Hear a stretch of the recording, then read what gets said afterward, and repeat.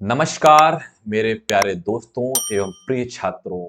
Agrarian academy cultivating minds with agriculture के इस YouTube channel पर आप सभी का बहुत बहुत स्वागत है। मैं अंकित भदौरिया आज आपके सामने एक एग्रीकल्चर में बेहद ही इम्पोर्टेंट टॉपिक को लेके आपके बीच में आया हूँ। मैं उम्मीद करता हूँ यह टॉपिक आपको बहुत पसंद आएगा।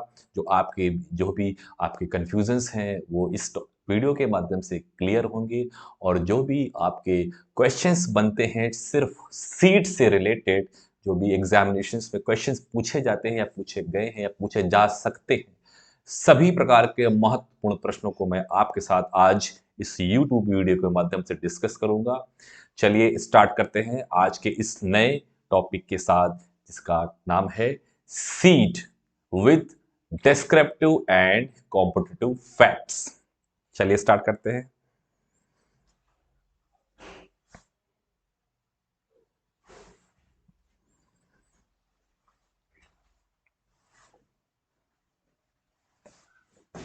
जैसा कि मैंने आपको बताया, आज के इस टॉपिक जो है, आज का जो टॉपिक है उसका जो विषय है वो है सीड, बीज जिसको हम कहते हैं। बीज और मृदा यानी सॉइल, सॉइल एंड सीड्स दोनों एग्रीकल्चर में बेसिक इनपुट्स होते हैं। इनके बिना अगर हम सामान्यतया देखें तो कृषि संभव नहीं है। तो बीज की भी उतनी ही आवश्यकता है जितनी इसके लिए मृदा की। मृदा के बिना बीज और बीज के बिना मृदा संभव नहीं है, ये एक दूसरे के पूरक हैं। चलिए बढ़ते हैं आगे इसी टॉपिक के साथ में। जैसा कि मैंने बताया, आज का जो टॉपिक है वह है सीड, जिसको हम बोलते हैं बीज। बहुत ही खूबसूरत, बहुत ही प्यारा टॉपिक है, पढ़ने में बहुत ही मजा आने वाला है। और इसके साथ में आपको ऐसे फैक्ट्स दूंगा जो कि आपको आपके आने वाले जो एकेडमिक जो लाइफ है उसमें, जो अभी एग्जामिनेशंस जो भी आप फेस करेंगे, उसमें ये बहुत ही आपके लिए कारगर होने वाला है। ये वीडियो स्टार्ट करते हैं आज के इस बेहद खूबसूरत टॉपिक के साथ में, सीड जिसको हम बीज कहते हैं। तो क्या है बीज? अगर हम बीज को समझें, उसको परिभाषित करें, तो मोटे मोटे शब्दों में मैं कह सकता हूं कि बीज एक निषेचित अंडाशय है जो मुख्यतः भ्रूणपोष, भ्रूण और बीजावरण से मिलकर बनी होती है। इससे सिंपल सी परिभाषा आपके बीच में कोई भी नहीं बताने वाला है कि आप समझ सकते हैं कि बीज एक ऐसी संरचना है जो भ्रूण, भ्रूणपोष और बीजावरण से मिलकर बनी होती है। यह एक निषेचित अंडाशय होता है, फर्टिलाइज्ड ओव्यूल होता है। तो सीड क्या है, इसमें डेफिनेशन क्लियर लिखी हुई है कि seed is a type of planting material that is used to propagate plants. मतलब कि अगर हम पौधों की संख्या में गुणन करेंगे, वृद्धि करेंगे, मल्टीप्लिकेशन करेंगे, तो उसके लिए भी सीड की ही आवश्यकता होती है। तो उसके आगे बढ़ेंगे तो मैंने एक पहले आपको एक वर्ड बताया कि सीड, इसमें मैं यहां पे मेंशन कर देता हूं कि सीड क्या है।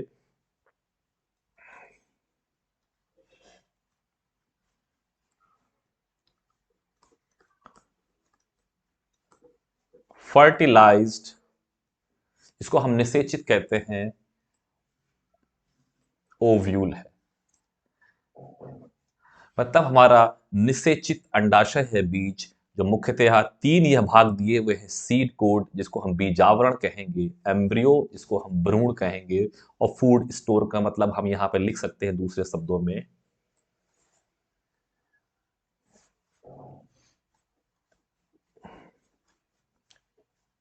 एंडोस्पर्म।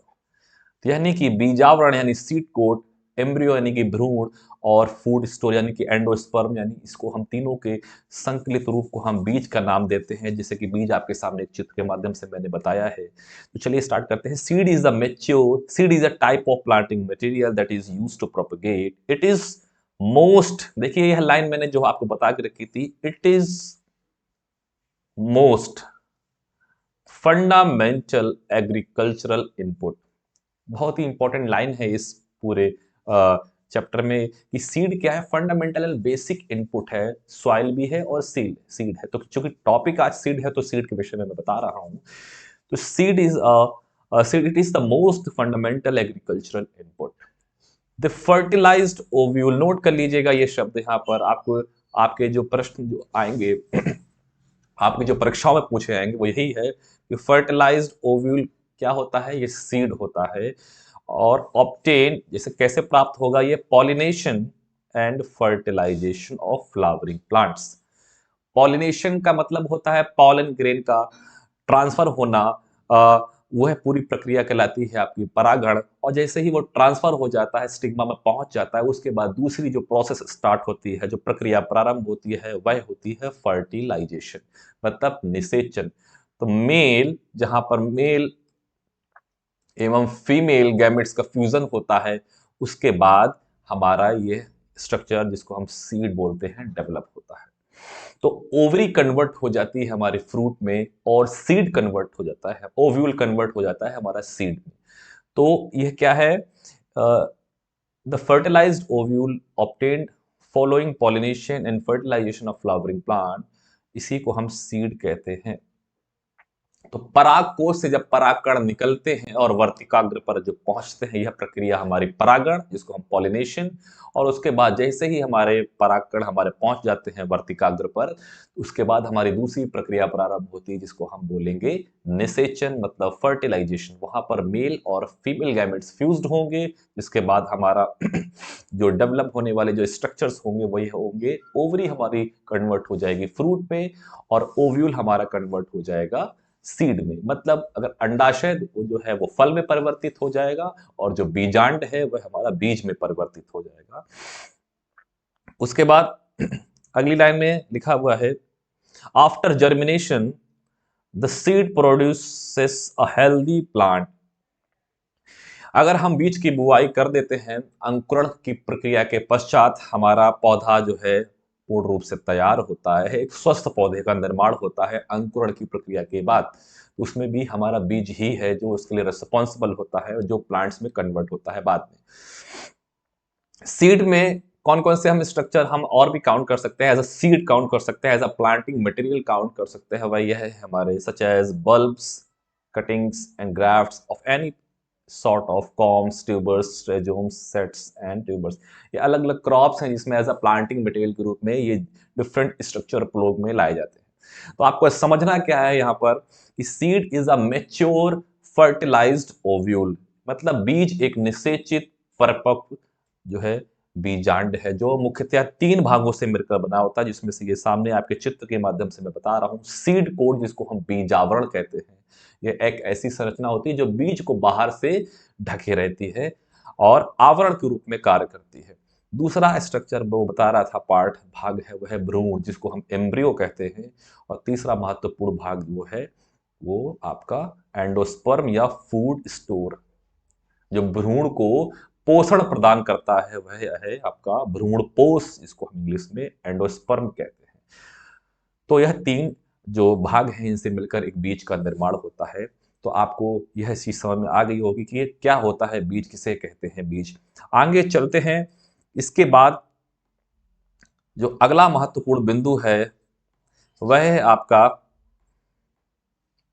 सीड एंड ग्रेन में डिफरेंस। बहुत ही महत्वपूर्ण यह टॉपिक है आज का, ये जो मैंने उठाया है इसमें लिखा है सीड एंड ग्रेन में डिफरेंस। बहुत ही माइनर डिफरेंसेस होते हैं सीड और ग्रेन में, जो कंफ्यूजन क्रिएट करते हैं। एक बार यह वीडियो आपको देख लेना है, आपकी सभी कंफ्यूजन्स क्लियर हो जाएंगे, ऐसी मैं उम्मीद करता हूं, आशा करता हूं। तो मैं शुरू करता हूं यहां पर सीड एंड ग्रेन में डिफरेंसेस से। चलिए स्टार्ट करते हैं। पहला पॉइंट जो आपका लिखा हुआ है वह है, it should be viable. It should be viable मतलब हमारे जो बीज होगा, जिसको हम बीज कहेंगे या बीज की श्रेणी में रखेंगे, उस संरचना, वह संरचना कैसी होगी, वह उसमें वाइबिलिटी होनी चाहिए, उर्वर होनी चाहिए, उपजाऊ होनी चाहिए। उसमें वाइबिलिटी का जो है एक अच्छा खासा रोल होता है, उसको हम काउंट करेंगे, कंसीडर करेंगे एज अ सीड। और दूसरी तरफ अगर देखें, वाइबिलिटी इज नेवर कंसीडर्ड, मतलब अगर हम दाने की बात करें, उसमें हमारे ओज क्षमता से कोई उसका संबंध नहीं होता है, उसको हम आराम से उसको श्रेणीगत कर सकते हैं, जिसमें इसका संबंध ओज से बिल्कुल भी नहीं है। सीड के केस में अगर देखेंगे तो वाइबिलिटी बहुत इंपॉर्टेंट है, it should be viable. Viable नहीं होगा तो वह हम सीड हमारे लिए बेकार है, कोई मतलब का नहीं है। और इस सीड की वायबिलिटी को चेक करने के लिए एक टेस्ट प्रयोग में लाए जाते हैं, इसको बोलते हैं हम टेट्राजोलियम टेस्ट। नोट कर लीजिएगा, बहुत इंपॉर्टेंट पॉइंट मैंने आपको बताया, जिसको हम शॉर्ट में टी जेट टेस्ट के नाम से भी जानते हैं। टी जेट मतलब T means tetrazolium test, T Z test. T Z test is responsible for to detect the viability of different seeds. उसके बाद दूसरा जो महत्वपूर्ण बिंदु है वह यह है, it is used to grow plants. And दूसरी तरफ ग्रेन की तरफ देखेंगे तो it produces of grain crops and used for consumption.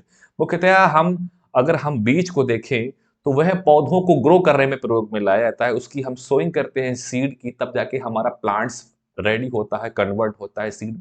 एक पर्टिकुलर टाइम, एक फेज के बाद वह सीड जो है पहले सीडलिंग्स में, और सीडलिंग्स के बाद सैपलिंग्स में, और सैपलिंग्स के बाद वह कन्वर्ट हो जाता है एक प्रॉपर मेच्योर प्लांट एवं ट्री में। उसके बाद दूसरी तरह अगर देखें, वह क्या कह रहा है, it produces of grain crops used for consumption. जो अनाज होता है, दाना होता है, वह हम उसको मुख्यतः उपभोग में लाते हैं, ना कि किसी फसल की बुआई के लिए। हमारा बीज है वो बुआई के लिए प्रयोग होता है, बाकी जो हमारा दाना है वह उपभोग के दृष्टिकोण से प्रयोग में लाया जाता है। चलिए तीसरा पॉइंट, महत्वपूर्ण पॉइंट है, उसको डिस्कस करते हैं। Genetic purity is necessary. बहुत ही अच्छा पॉइंट है यह, जेनेटिक प्योरिटी।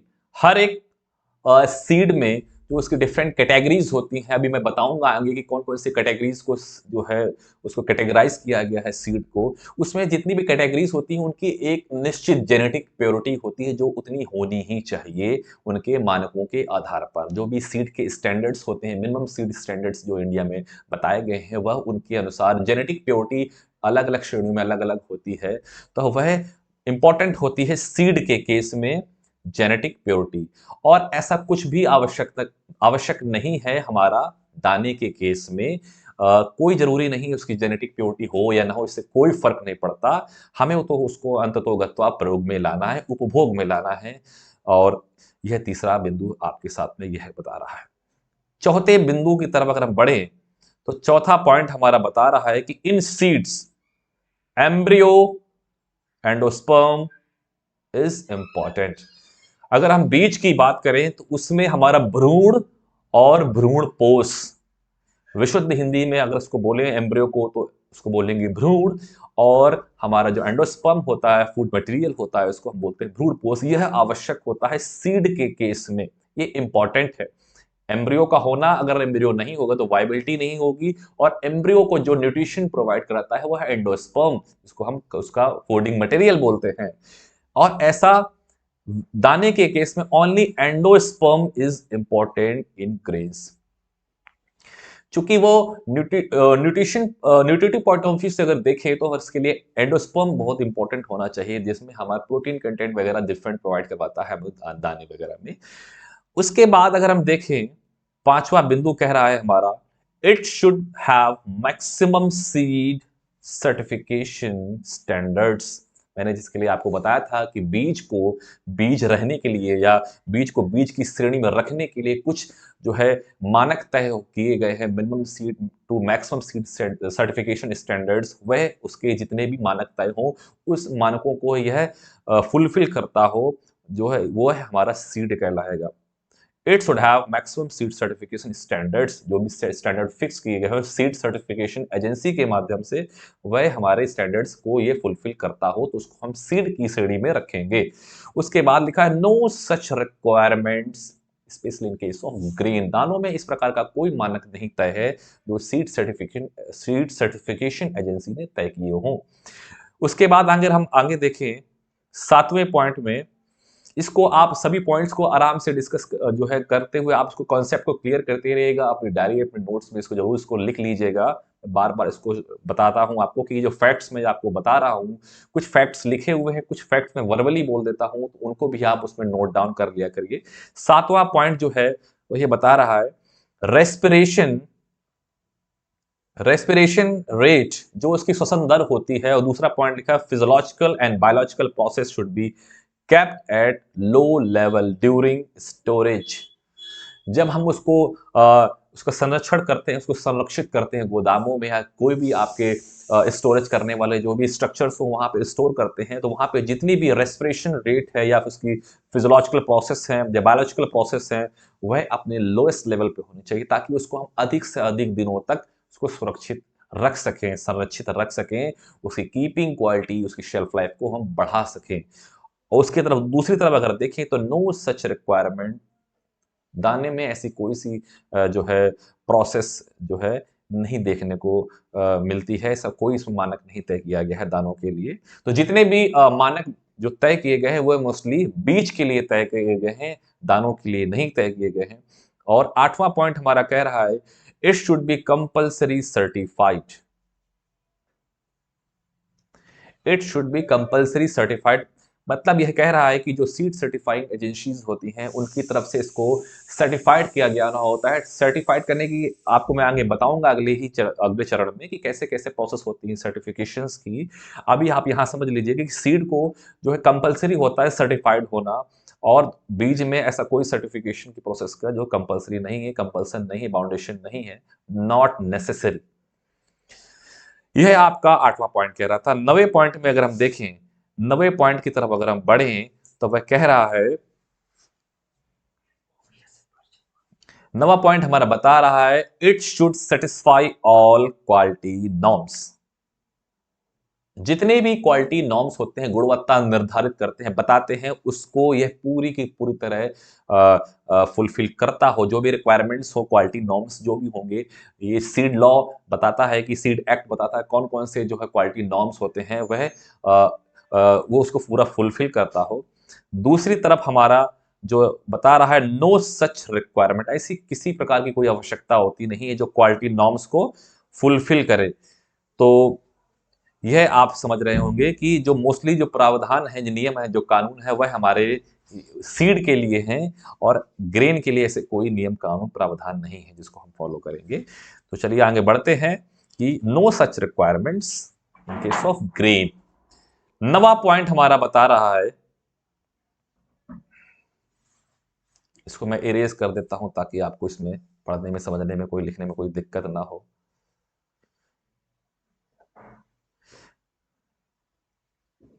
9वां पॉइंट हमारा कह रहा है कि, सॉरी, 10वां पॉइंट हमारा बता रहा है कि रेस्पिरेशन रेट, ये पॉइंट डिस्कस हो चुका है। मैं 11 पॉइंट में पढ़ता हूं, comes under preview of seed acts. Seed acts जो कहता है उसमें जो भी प्रावधान है बीज को, बीज की श्रेणी में रखने के लिए, उनमें सीड को रखना तभी संभव हो पाएगा जब उसके पूरे प्रिव्यूज को ये फॉलो करता हो, पूरे नॉर्म्स को फॉलो करता हो। उसको हम सीड एक्ट में नॉर्म्स को पहले देखेंगे क्या क्या है, उसके बाद अगर ये पूरी रिक्वायरमेंट्स फुलफिल कर रहा है तो उसको हम सीड की कैटेगरी में रख देंगे। Comes under preview of seed act. Seed act जो पास हुआ है वह बताऊंगा मैं भी आगे कि कब पास हुआ है, जितने भी इंपॉर्टेंट लेजिस्लेशंस हैं वह मैं अभी आगे डिस्कस करूंगा इसी वीडियो में। तो आप इतना समझ लीजिए कि जो सीड होता है, सीड एक्ट के जितने भी नॉर्म्स होते हैं उसको फुलफिल करना जरूरी होता है, वो नो सच रिक्वायरमेंट्स। और 12वां और लास्ट पॉइंट है इस सीड और ग्रेन के डिफरेंस में, वह यह है it should be essentially treated with pesticides and fungicides. इनको बीज को बीजोपचारित करना आवश्यक होता है, ताकि किससे करेंगे, जितने भी पेस्टिसाइड है, फंजीसाइड हैं, और जितने भी आपके बायोफर्टिलाइजर हैं, उनमें हमें इसको जो है सीड को ट्रीट करना इसलिए आवश्यकता पड़ती है ताकि जितने भी डिसीज वगैरह जो बीज से स्थानांतरित होती हैं वह देखने को फसल में ना पाए।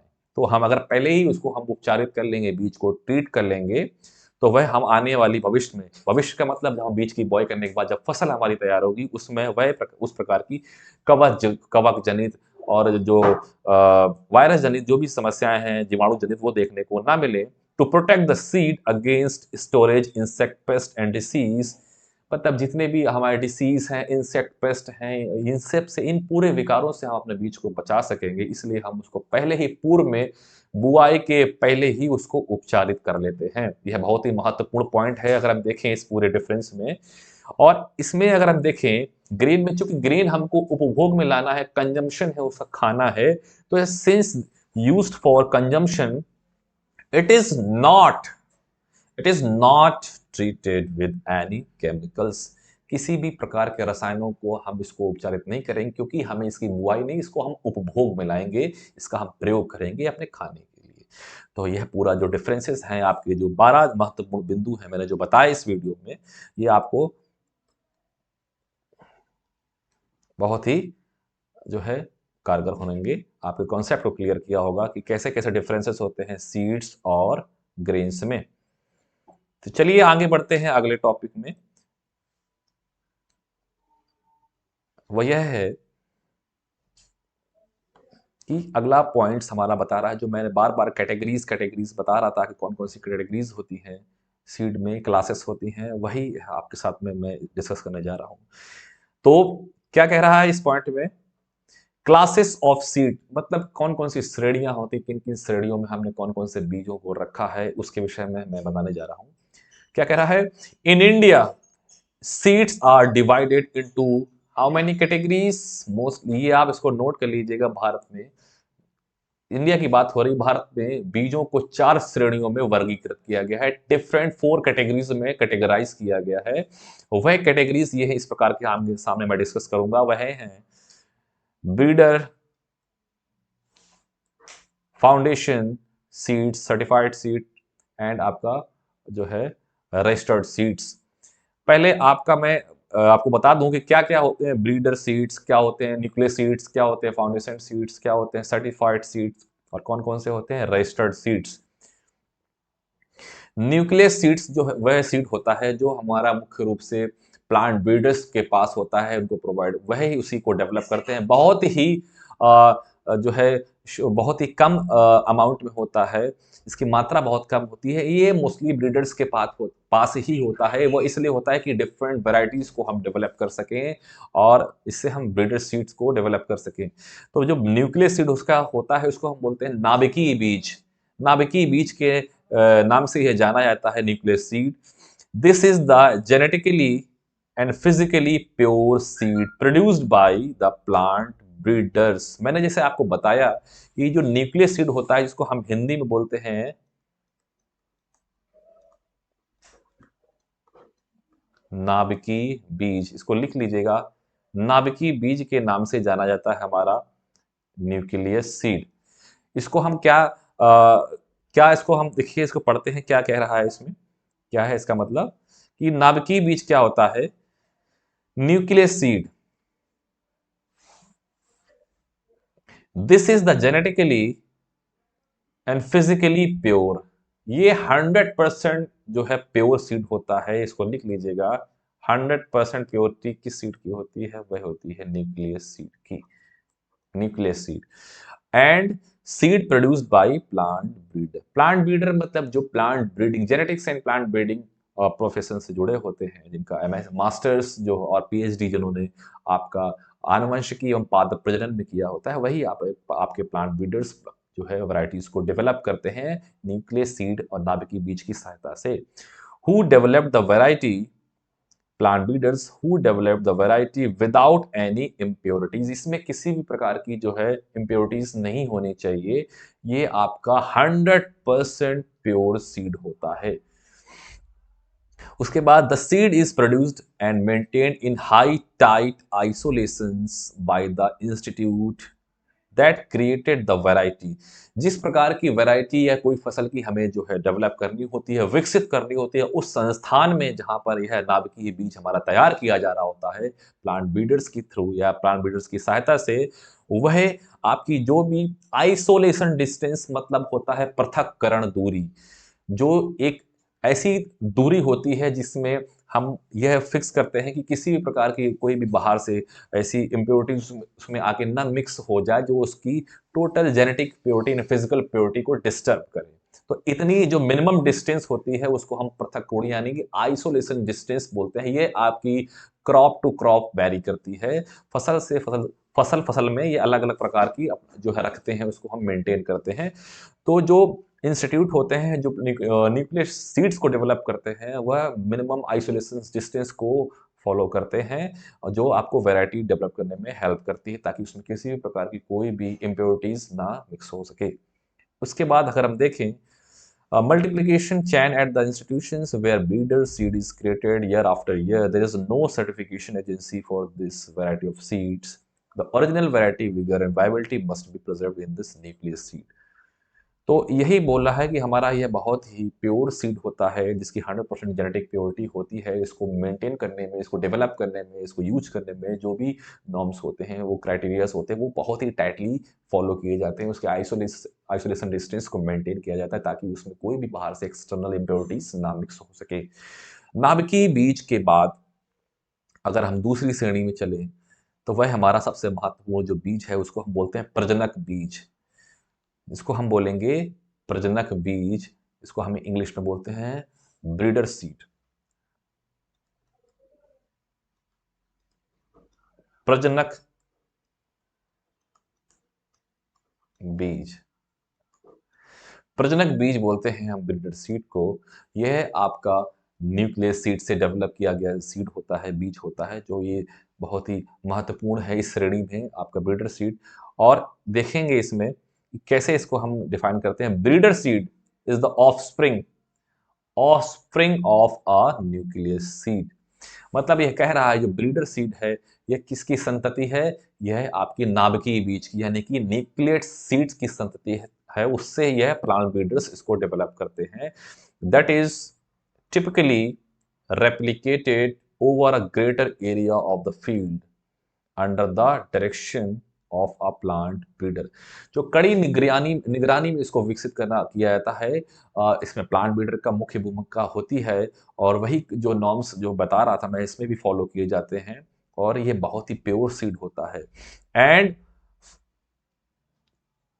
Monitored by breeders seed monitoring committee, जो कि ब्रीडर सीड मॉनिटरिंग कमेटी के द्वारा मॉनिटरिंग इसकी जो है की जाती है।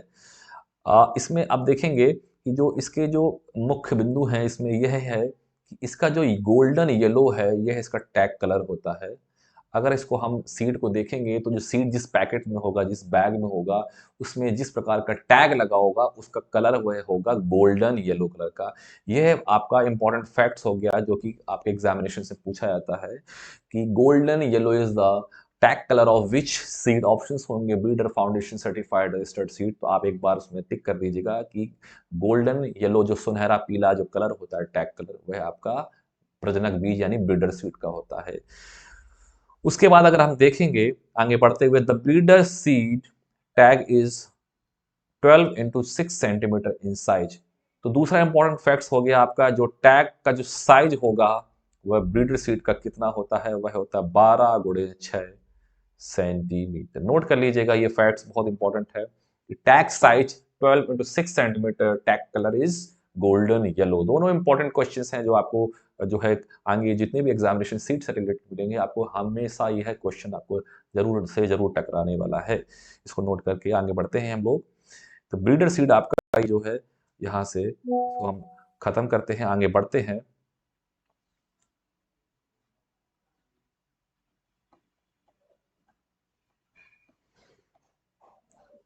ये मैंने एक इसमें इमेज लगाई हुई है जो बता रही है कि जो सीड्स की जो कैटेगरीज होती हैं उसमें आपका ब्रीडर सीड जो कि इसकी जो किसकी प्रोजनी होती है, ये आपकी न्यूक्लियस सीड की प्रोजनी होती है। नाभिकीय बीज से हम जो है प्रजनक बीज तैयार करते हैं और ये इसका जो टैग कलर होता है वो मैंने अभी जस्ट आपको बताया है, वह है आपका गोल्डन येलो। इसको नोट कर लीजिएगा। दूसरा जो है फाउंडेशन सीड जो मैं अभी आगे बताने जा रहा हूँ, यह आपका ब्रीडर सीड की संतति होती है और इसका जो लिखा हुआ है progenitor of breeder seed, progeny of breeder seed, ये इसकी संतति है और इसका जो टैग कलर है यही बहुत महत्वपूर्ण है। सफेद रंग का टैग कलर होता है, व्हाइट कलर का टैग होता है जो कि हमारा फाउंडेशन सीड होता है, आधारी बीज होता है।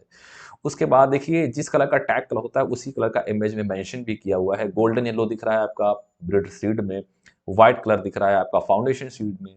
तीसरे नंबर पे जो फाउंडेशन सीड की जो प्रोजनी होती है, प्रोजनी ऑफ फाउंडेशन सीड वह होती है रजिस्टर्ड सीड, मतलब पंजीकृत बीज, और इसका टैग कलर आपको इसमें साफ दिख रहा होगा, यह होता है पर्पल कलर का। पर्पल कलर का आपका इसमें बैगनी कलर का टैग लगा होता है जो हमारा पंजीकृत बीज होता है। यह भारत में इस प्रकार का बीज सामान्यतः प्रचलित नहीं है, इस प्रकार की इसमें इसको जो है इश्यूज नहीं किए जाते हैं। जितने भी सीड सर्टिफिकेशन एजेंसीज होती हैं वह हमारा यह क्वेश्चन पूछा जाता है कि बीज की श्रेणी में ऐसा कौन सा बीज का प्रकार या श्रेणी है जो भारत में किसानों को नहीं दिया जाता है, वह है आपका रजिस्टर्ड सीड।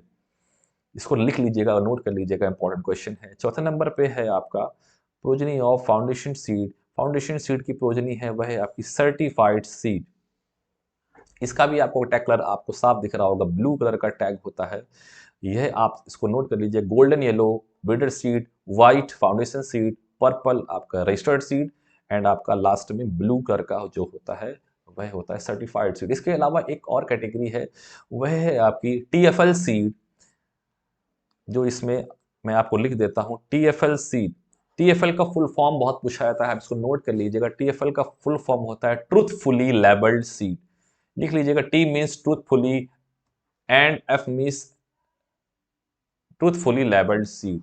टीएफएल सीड वह सीड होता है जो हमारे जितने भी प्रगतिशील किसान होते हैं, जो भी हमारे प्रोग्रेसिव फार्मर्स होते हैं, वह इस प्रकार का बीज स्वयं में अपनी निगरानी में विकसित करते हैं, डेवलप करते हैं। तो जितने भी प्रोग्रेसिव फार्मर्स के माध्यम से जो भी सीड्स डेवलप किया जाता है उसको हम टीएफएल सीड बोलते हैं, ट्रूथफुली लेबल्ड सीड्स बोलते हैं। और उसका भी टैग कलर आप जरूर लिख लीजिएगा, पूछा गया है विभिन्न प्रतियोगी परीक्षाओं में। उसका जो कलर होता है टैग का, वह होता है ओपल ग्रीन। मैं लिख दे रहा हूं, इसमें नोट कर लीजिएगा, ओपल ग्रीन। इसको हिंदी में अगर हम बोलेंगे तो वह बोलेंगे दूधिया हरा।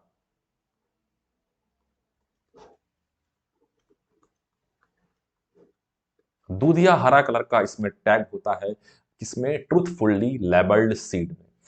तो ये आपकी जो श्रेणियां हैं ये इस प्रकार से ही होती हैं, और इनसे ही जो है क्वेश्चन पूछे जाते हैं, tag size and tag colour में। एंड प्रोजनी किसकी कौन सी है, न्यूक्लियस सीड की जो है वो ब्रीडर सीड, ब्रीडर सीड की फाउंडेशन सीड, फाउंडेशन सीड की सर्टिफाइड एंड रजिस्टर्ड सीड्स की। आगे चलते हैं, बढ़ते हैं। तो फाउंडेशन सीड के विषय में मैं बता रहा था आपको, जो इसको हम हिंदी में बोलेंगे आधारी बीज। आधारी बीज, इसको ये प्रोजनी होती है आपकी ब्रीडर सीड की। लिख लीजिएगा, क्वेश्चन पूछा जाता है कि progeny of the breeder seed is, options होंगे आपके certified, registered, truthfully label seed, तो आप टिक कर दीजिएगा, वह आपका होगा फाउंडेशन सीड। और इसका जो टैग साइज होता है ब्रीडर सीड का 12x6 था, 12x6 सेंटीमीटर। बट अगर आप आधारी बीज की बात करें, फाउंडेशन सीड की बात करें, तो यहाँ पर टैग साइज होता है 15x7.5 सेंटीमीटर। नोट कर लीजिएगा इसको, 15x7.5 सेंटीमीटर होता है टैग साइज किसका, फाउंडेशन सीड का। और यह किसकी प्रोजनी है, यह है आपकी ब्रीडर सीड की प्रोजनी है फाउंडेशन सीड। मतलब हम बोलेंगे प्रजनक बीज की संतति है आधारी बीज। और इसका जो टैग कलर है वह है आपका व्हाइट कलर का होता है। तो देखिए कह रहा है, the progeny of the breeder seed is the foundation seed which is handled by recognised seed producing agencies. Seed producing agencies कौन सी होती हैं, वह होती हैं एनएससी, एसएससी। क्या होता है ये भाई, कौन सी बला का नाम है एनएससी और एसएससी, इसको भी चलो जान लेते हैं, बता देता हूं इसके विषय में। एनएससी जो होती है वह उसको बोलते हैं नेशनल सीड कॉर्पोरेशन, जिसको हम राष्ट्रीय बीज निगम बोलते हैं। और ये दूसरी वाला जो नाम लिखा है, यह है एसएससी, स्टेट सीड कॉर्पोरेशन। मतलब इसको बोलते हैं राज्य की जो जो स्टेट लेवल पे जो कॉर्पोरेशन होते हैं, बीज निगम होते हैं, वह आपकी एसएससीज में है। एंड जो नेशनल लेवल पे है काम करती संस्था, वह होती है आपकी एनएससी। यही है जो संस्था जो विभिन्न प्रकार के बीजों को विकसित करती है, उसमें जो भी मानक होते हैं वो उसको जो है फॉलो करती है, उसके ही माध्यम से हम ये सीड्स को डेवलप करते हैं। तो लिखा है which is handled by recognised seed producing agencies. तो ये आपको समझ में आ गया होगा कि जो फाउंडेशन सीड है ये ब्रीडर सीड से डेवलप करेंगे, और सीड सर्टिफाइंग एजेंसीज इसमें जो है मेन मुख्य भूमिका अदा करती हैं। उसके बाद अगर हम देखें तो वह यह है कि इसका जो सीड का जो साइज होगा, वह वो टैग का जो साइज होगा वो 15x7.5 सेंटीमीटर होगा, और इसका जो टैग कलर होगा वो व्हाइट कलर का होगा। तो ये जो महत्वपूर्ण जो है मैंने बिंदु हैं बताए हैं, इसको आप नोट कर लीजिएगा। इसके साथ साथ मैं क्या बताने जा रहा था, वो ये है government of India foundation seed produce by the state farm corporation of India, national seed corporation. जैसे मैंने आपको अभी जस्ट बताया था, नेशनल सीड कॉर्पोरेशन मतलब एनएससी, राष्ट्रीय बीज निगम, एंड स्टेट सीड कॉर्पोरेशन मतलब कि एसएससी। उसके बाद लिखा है for the foundation from the growers that are interested, the foundation seed has a genetic purity. ये आप इसको अलग से बिल्कुल नोट कर लीजिएगा, फाउंडेशन सीड की जो जेनेटिक प्योरिटी होती है वो 99.5% होती है। 100% होती है आपका ब्रीडर सीड एंड आपकी न्यूक्लियर सीड की। 99.5% जेनेटिक प्योरिटी होती है किसकी, वह होती है फाउंडेशन सीड की। पूछेगा निम्नलिखित बीजों में किसकी जो है वह आनुवंशिक शुद्धता यानी जेनेटिक प्योरिटी 99.5% होती है। ऑप्शंस होंगे आपके breeder seed, foundation seed, registered seed and certified seed. आप उसमें टिक कर दीजिएगा फाउंडेशन टी, फाउंडेशन सीड। अगर 100% पूछे तो वह ब्रीडर्स एंड न्यूक्लियर सीड। तो टैग साइज हो गया 15 इंटू 75 सेंटीमीटर, 15 गुणे 7.5 सेंटीमीटर। टैग कलर हो गया आपका सफेद रंग का, और उसके बाद आपकी जेनेटिक प्योरिटी हो गई 99.5%। यह आपके इंपॉर्टेंट फैक्ट्स हैं जो आपके एग्जामिनेशंस में पूछे जाते हैं। वह मैंने आपको इसको अलग से हाईलाइट कर दिया है ताकि इसको आपको लिखने में, पढ़ने में, समझने में किसी प्रकार की कोई असुविधा ना देखने को मिले। उसके बाद अगर हम आगे बढ़ें, अगली श्रेणी है, मैंने एक और इसमें आपको ये फैक्ट्स दिया था, इसमें इस इमेज के माध्यम से मैंने बताया था, फिर से मैं आपको रिवाइज करा देता हूं कि क्लासेस ऑफ इंप्रूव सीड में जो सीड है वो ब्रीडर सीड, इसका गोल्डन येलो क्या है, ये टैग कलर है, और इसका जो टैग साइज है वह 12 गुणे 6 सेंटीमीटर। जो भी इसमें टैग लगा होगा वह उसका आकार होगा, जो बैग होगा उसमें ये 12 गुणे 6 सेंटीमीटर का जो साइज का टैग लगा होगा, जिसका कलर होगा गोल्डन येलो। उसके बाद जिस बैग में, जिस पैकेट में फाउंडेशन सीड पैक्ड होगा उसका टैग कलर होगा व्हाइट। आप सफेद कलर का टैग देख के ही आप 1 सेकंड में कंफर्म कर लीजिएगा कि यह फाउंडेशन सीड है, वो किसी भी प्रकार की क्रॉप की कोई भी वैरायटी हो सकती है।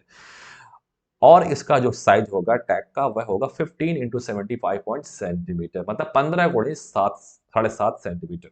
15 इसकी सेंटीमीटर की लंबाई होगी टैग की, और 7.5 उस टैग की चौड़ाई होगी। इसमें भी किसी प्रकार का कोई कंफ्यूजन नहीं होना चाहिए आपको।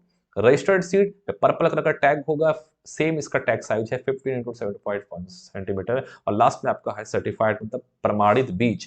हिंदी में अगर देखें तो प्रजनक बीज, आधारी बीज, पंजीकृत बीज एवं प्रमाणित बीज। और इसका जो टैग कलर होगा वो ब्लू होगा, नीले कलर का टैग होगा, और टैग का साइज सेम रहेगा 15 गुणे 7.5 सेंटीमीटर। यह आपको कम से कम 1 2 3 4 5 6 7 8 क्वेश्चन आपको इसी एक इंडिविजुअल इमेज से आपको क्लियर कर दिए हैं मैंने। और इसके अलावा मैंने आपको बताया था TFL सीड, उसको भी आप नोट कर लीजिएगा इसी के साथ में।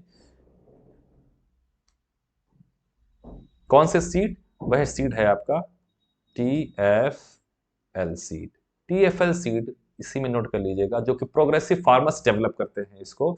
और इसका जो कलर होगा टैग का वह होगा ओपेल ग्रीन। ओपेल ग्रीन मतलब दूधिया हरा। चलिए आगे बढ़ते हैं इसके साथ में। सर्टिफाइड सीड मतलब प्रमाणित बीज। यह एक ऐसी श्रेणी है, बीज की ऐसी कैटेगरी है जो किसानों को इंडिया में मुख्यतया जो है उनको प्रोवाइड की जाती है, दी जाती है। सर्टिफाइड सीड ही मोस्टली जो है फार्मर्स को उनको सोइंग के लिए प्रोवाइड किया जाता है। इसके माध्यम से जो भी सीड सर्टिफिकेशन एजेंसीज होती हैं, सीड मॉनिटरिंग जो एजेंसीज होती हैं, जो SSCs होती हैं, NSCs होती हैं, जो स्टेट सीड कॉर्पोरेशन होते हैं, उनके माध्यम से फार्मर्स को कभी कभी KVK के माध्यम से भी सीड प्रोवाइड करवा दिया जाता है। वह कौन सा जो है मेनली होता है, तो वह होता है आपका प्रमाणित बीज, इसको हम सर्टिफाइड सीड बोलते हैं। तो अगर आप पूछें दो प्रकार के प्रश्न अगर आपसे पूछें, तो पहला प्रश्न मैंने आपको बताया था, भारत में कौन से बीज की इन श्रेणियों में किस प्रकार के बीज को किसानों को सामान्यतः नहीं दिया जाता, नहीं प्रोड्यूस किया जाता, वह है आपका जो है रजिस्टर्ड सीड मतलब पंजीकृत बीज। और इसके जस्ट ऑपोजिट ऐसा कौन सा बीज है या बीज की कैटेगरी है, कौन सी क्लास है सीड की, जो मोस्टली इंडिया में फार्मर्स को प्रोवाइड करवाई जाती है, वह है आपकी सर्टिफाइड सीड मतलब प्रमाणित बीज। तो चलिए पढ़ते हैं, देखते हैं क्या है certified seed. Certified seed is the offspring of foundation seed. ये लाइन आपको जो है अपने दिमाग में बैठा लेनी है कि जो ये आपकी प्रमाणित बीज है ये किसकी संतति है, मतलब संतति का यहाँ आशय यह है कि किस बीज से इसको हम डेवलप करते हैं, इसको किससे हम प्रिपेयर करते हैं, वह आपकी फाउंडेशन सीड। तो प्रोजनी किसकी हो गई, फाउंडेशन सीड की। तो पूछेगा सर्टिफाइड सीड किसकी प्रोजनी है, सर्टिफाइड सीड फाउंडेशन सीड की प्रोजनी है। फाउंडेशन सीड किसकी प्रोजनी है, फाउंडेशन सीड हमारा ब्रीडर सीड की प्रोजनी है, और प्रोजनी हमारी जो ब्रीडर सीड है वो किसकी है, वह है न्यूक्लियस सीड की। पूरी सिक्वेंसिंग है जो आपको मैं क्लियर कर रहा हूं यहाँ पर। तो certified seed is the offspring of foundation seed that is either grown by registered and certified seed producers under the supervision of seed certification agencies। जितना भी सुपरविजन होता है वो बार बार घूम फिर के एक शब्द में बार बार रिपीट कर रहा हूँ, सीड सर्टिफिकेशन एजेंसीज, यही एजेंसीज हैं जो अपनी निगरानी में उसको जो है डेवलप करवाती हैं, जो भी उसके स्टैंडर्ड्स होते हैं वो उसको फुलफिल करवाती हैं। इसके बाद अगर हम देखें, seed certification agencies typically use the blue, कौन सा, ब्लू मार्केटिंग टैग कलर, किसके लिए, स्पेशली सर्टिफाइड सीड्स क्लासेस के लिए नीले कलर का टैग दिया जाता है। मैंने बताया था जिस जिस पैकेट्स में हम, अगर हम प्रमाणित बीज को रख रहे हैं, पैक कर रहे हैं, उसमें हम नीले कलर का टैग लगाएंगे जिसका साइज 7.5 सेंटीमीटर होगा। आगे बढ़ते हैं, देखिए क्या कह रहा है आगे। हमारी जो अगली कैटेगरी है वो है रजिस्टर्ड सीड की, जिसको हम बोलते हैं पंजीकृत बीज। पंजीकृत बीज क्या कह रहे हैं, इसमें पढ़ते हैं, registered seed shall be progeny of foundation seed that is so handled as a maintain its genetic identity pure according to the standard specific for the particular crop being certified।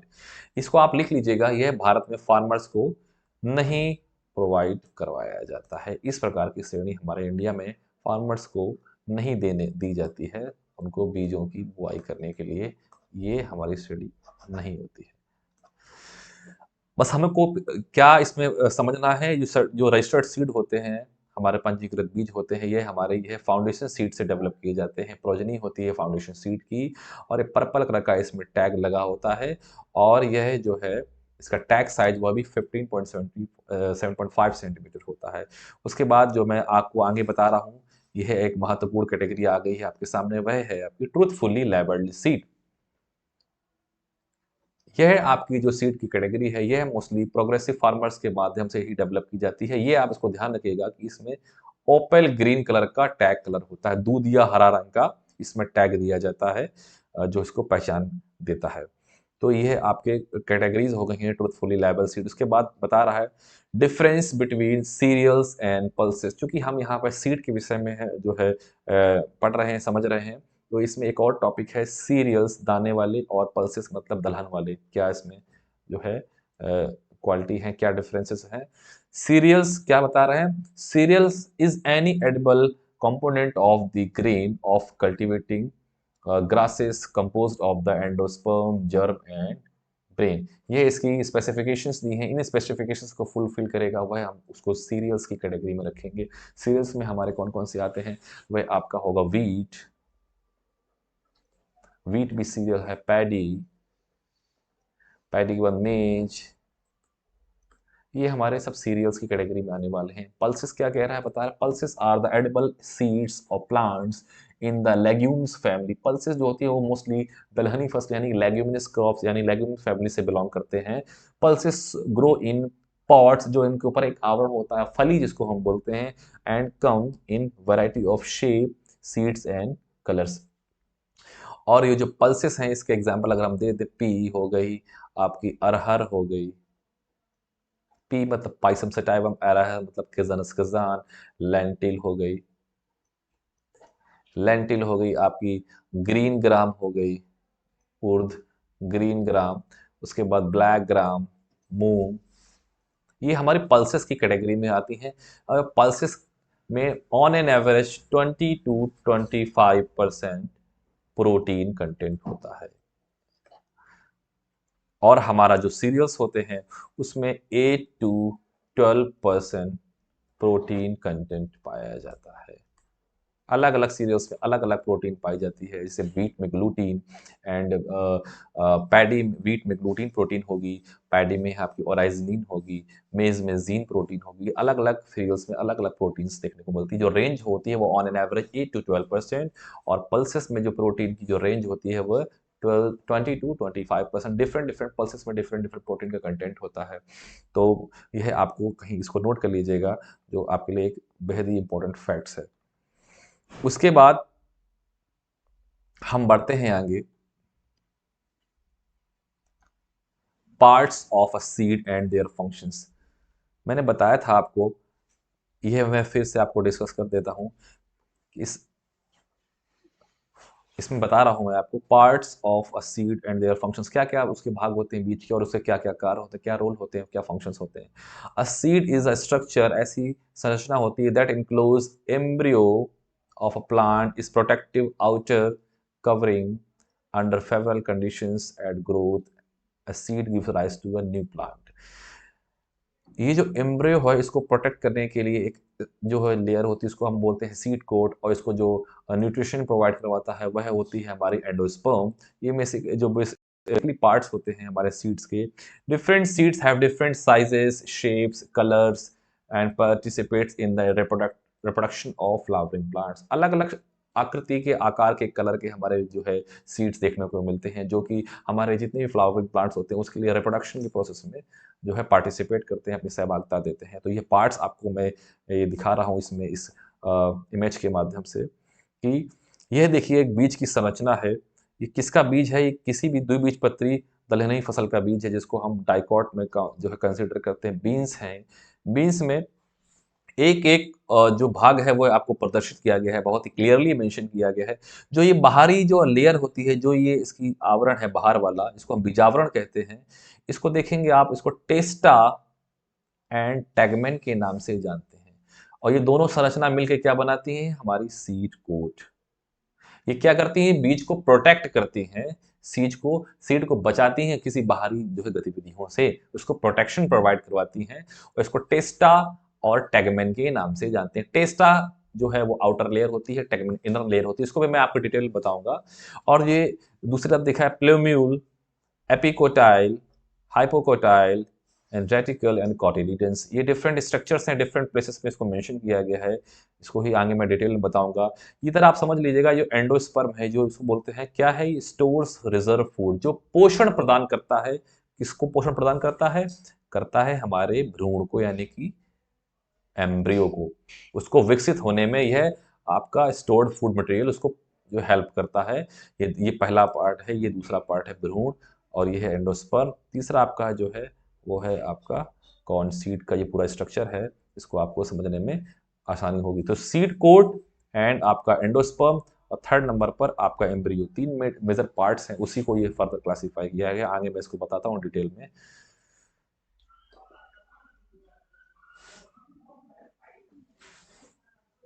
ये लिखा है, atypical seed consist of three main parts. जैसे कि मैंने आपको बताया था, three main parts होते हैं: seed coat, endosperm and embryo.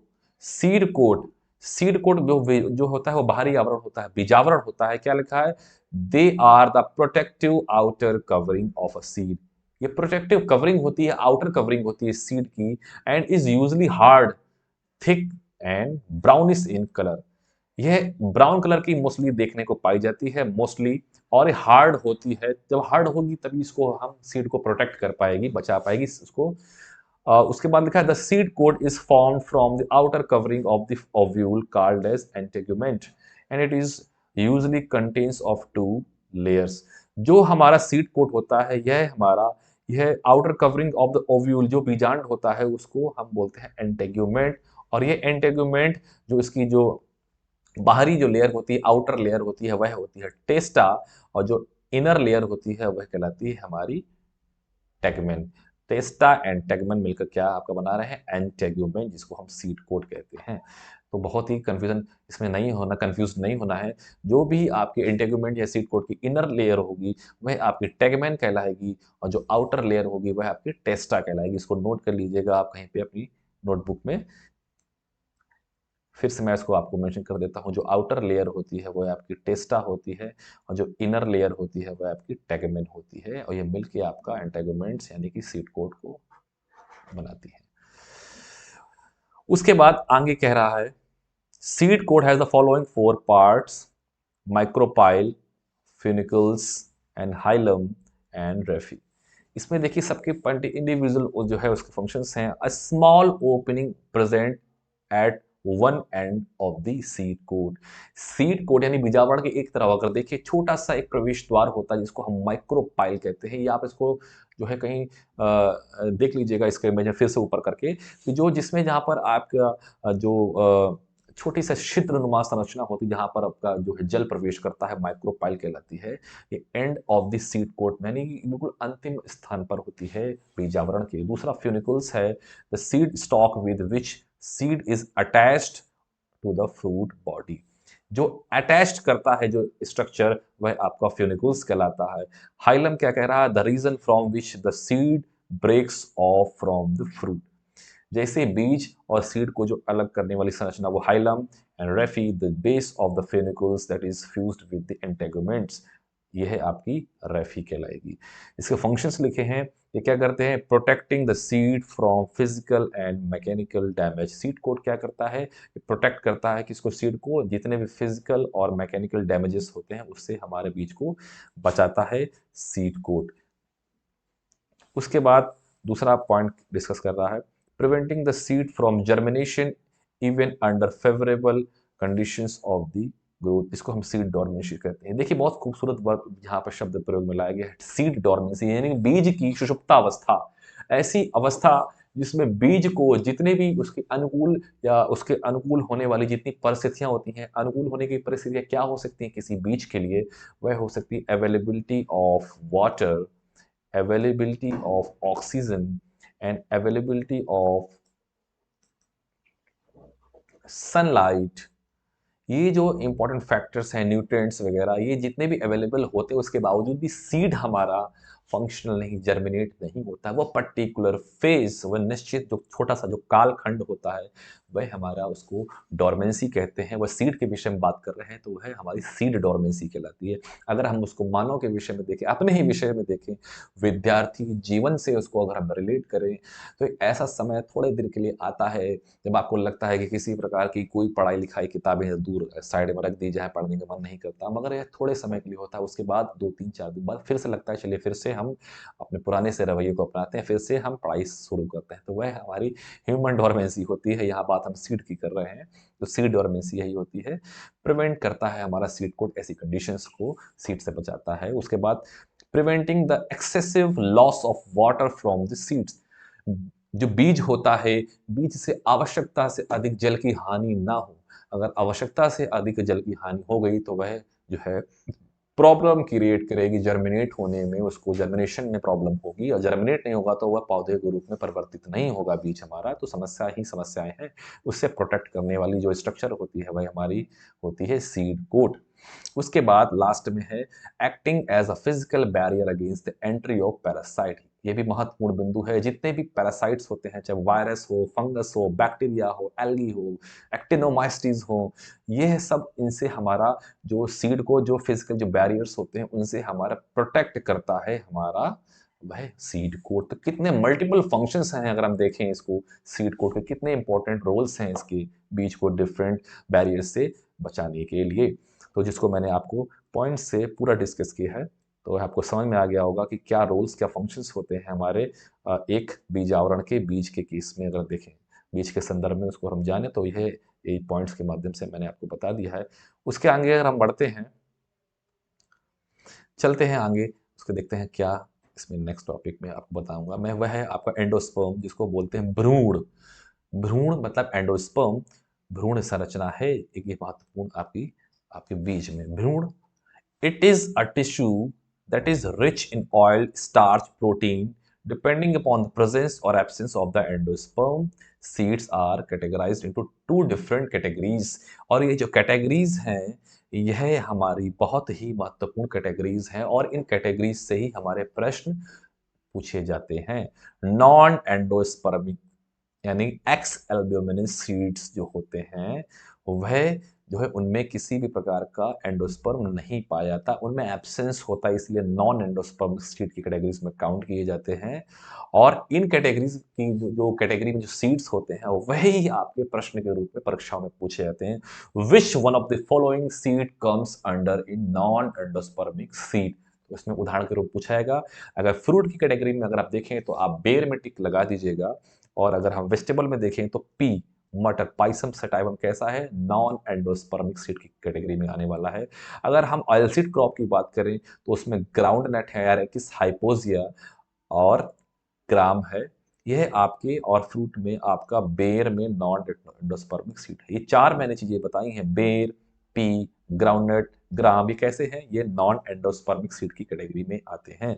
उसके बाद एंडोस्पर्मिक सीड मतलब जिसमें प्रेजेंस होती है किसकी, एंडोस्पर्म की, प्रेजेंस ऑफ द एंडोस्पर्म।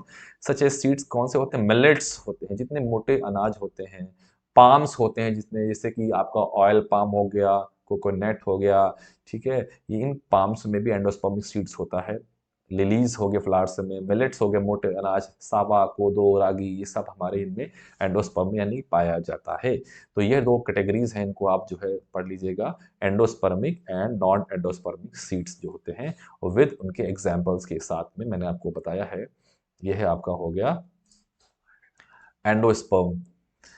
उसके बाद आगे चलते हैं,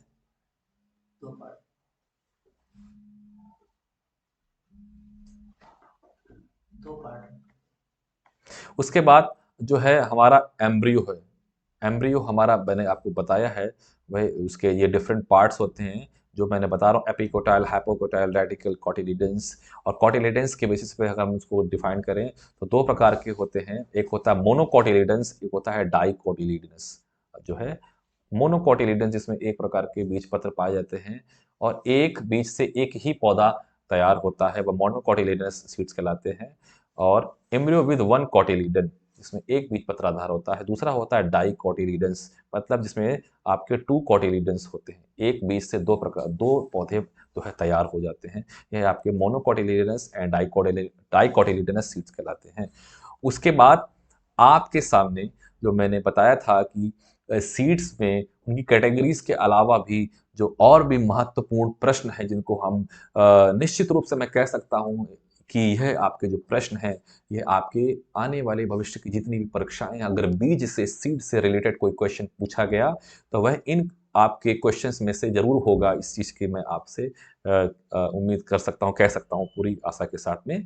तो इम्पॉर्टेंट लेजिस्लेशंस हैं, जितने भी कानून हैं, किससे रिलेटेड, वह सब सीड से रिलेटेड, वह मैं आपके साथ में डिस्कस करने जा रहा हूं। ये बहुत ही इंपॉर्टेंट आपका टॉपिक ये आ गया है, जिसको आप बहुत ही, मैं आपसे रिक्वेस्ट करूंगा कि बहुत कॉन्सेंट्रेट होकर इसको देखिएगा, सुनिएगा, पढ़िएगा।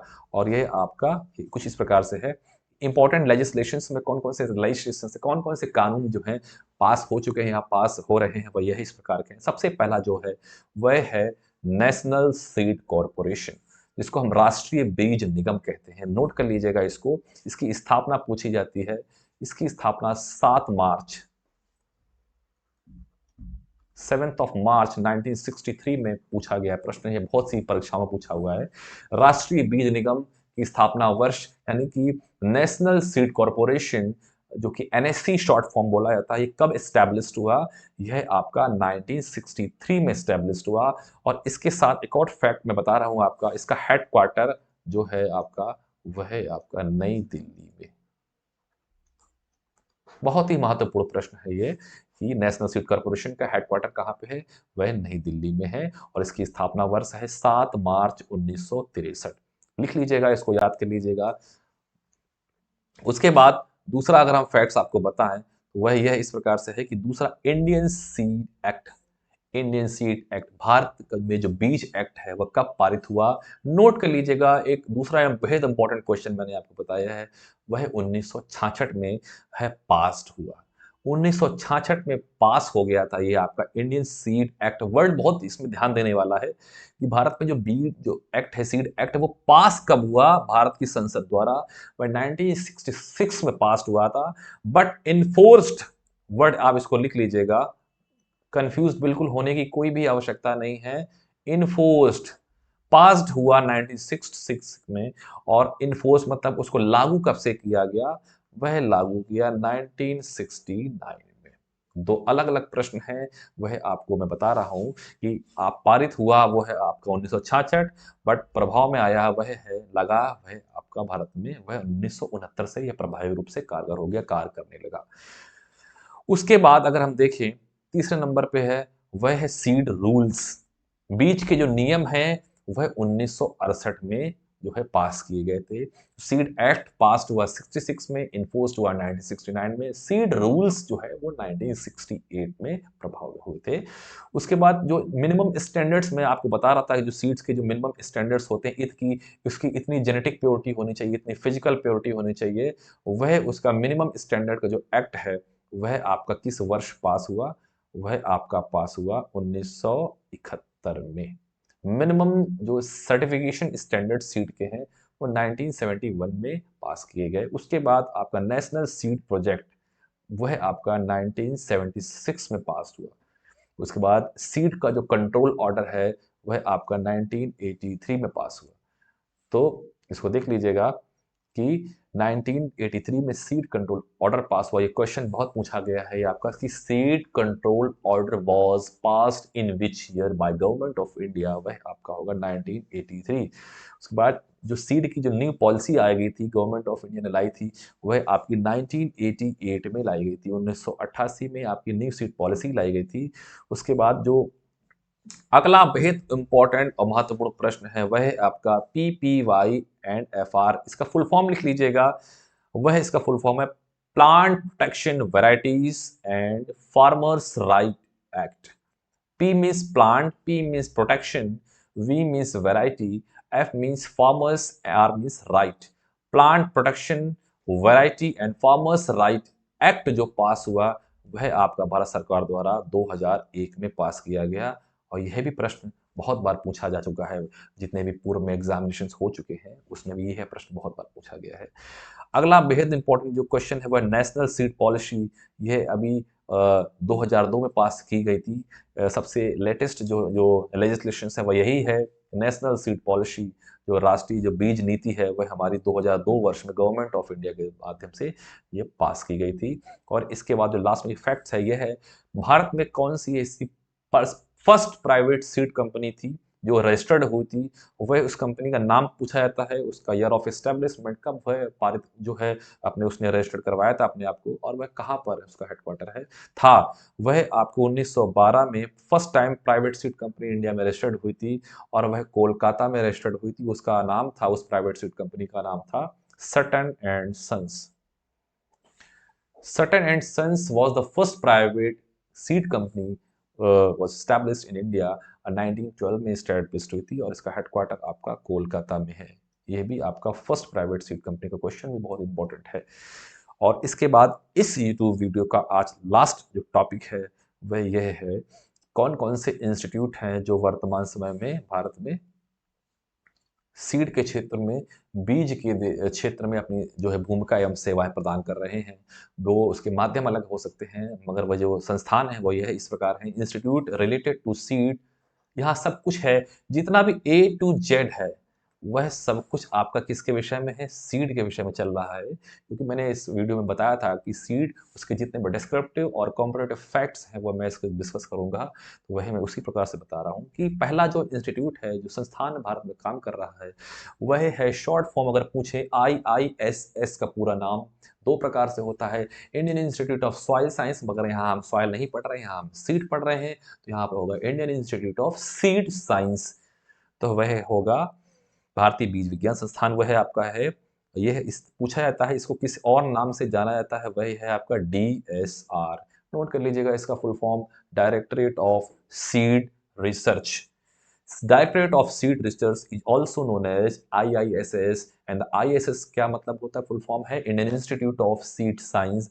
और इसका स्थापना वर्ष, ईयर ऑफ एस्टेब्लिशमेंट है 2004 में यह स्थापित हुआ था उत्तर प्रदेश के मऊ जिले में, जिसको हम बोलते हैं मऊ नाथ भंजन। उत्तर प्रदेश के मऊ जिले में यह पहली बार उसको खोला गया था, इसको Indian Institute of Seed science 2004 में, जिसको हम DSR मतलब डायरेक्टरेट ऑफ सीड रिसर्च के नाम से भी जानते हैं। 31 दिसंबर 2004 को इसकी स्थापना हुई थी। और इसके बाद अगला जो महत्वपूर्ण जो संस्थान है वह है आपका national seed research and training centre, इसको हम शॉर्ट में NSRTC बोलते हैं। इसका full form national seed research and training centre. यह आपका जो है, इसका हेडक्वार्टर वाराणसी उत्तर प्रदेश में है और इसका स्थापना वर्ष 1963 में है।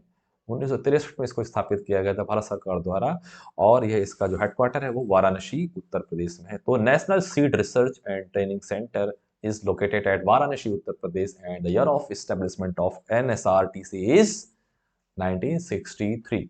1963 में आपको एक और चीज याद कर लेनी, मैंने बताया था इसमें स्थापना हुई थी नेशनल सीड कॉर्पोरेशन की, यानी कि राष्ट्रीय बीज निगम की 7 मार्च 1963 में इसकी स्थापना हुई थी।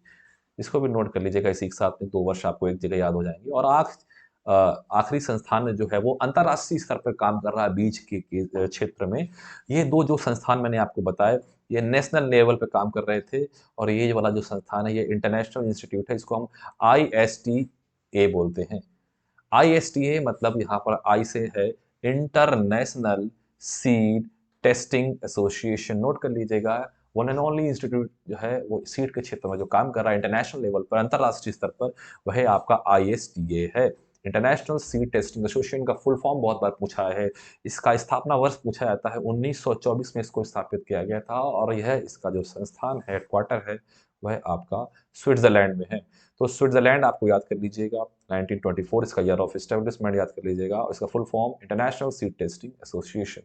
और लास्ट में मैं फिर से एक बार आपको क्वेश्चन याद दिला दे रहा हूँ, ऐसा टेस्ट जो सीड की वाइबिलिटी को चेक करता है, बताता है कि हमारी बीज की ओज क्षमता कितनी है, उसको बताने वाला जो टेस्ट है उसको मैं फिर से आपको बता दे रहा हूँ, वह टेस्ट का नाम है TZ टेस्ट। TZ टेस्ट का फुल फॉर्म होता है टेट्राजोलियम टेस्ट। तो tetrazolium test is use to check the viability of seed. Seed viability को चेक करने वाला, बीज की ओज क्षमता को चेक करने वाला जो टेस्ट है वो है tetra, T means tetra, Z means zolium, tetrazolium test. और इसमें जो केमिकल यूज किया जाता है सीड की वाइबिलिटी को जो चेक करता है वो है 2,3,5 triphenyl tetrazolium chloride and bromide. क्या बताया मैंने आपको, ये इसको देख लीजिएगा, वह है आपका 2,3,5 ट्राइफिनाइल टेट्रा।